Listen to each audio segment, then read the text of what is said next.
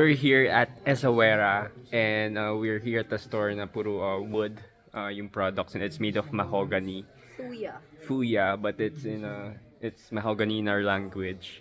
Tapos ito, all of these are magic boxes or siguro in our term it's puzzle boxes. Ganda, sobrang dami. Ayan. They have each single box, it's mayroon silang different or unique na a way on how to open it. And isa to sa nagustuhan ko.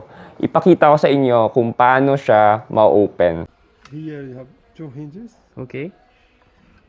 This bottom slices this. Slide. No?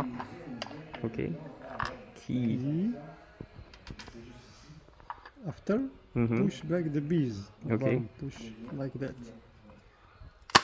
Oh. Okay. Like that. Yes. 1, 2, 3, 4.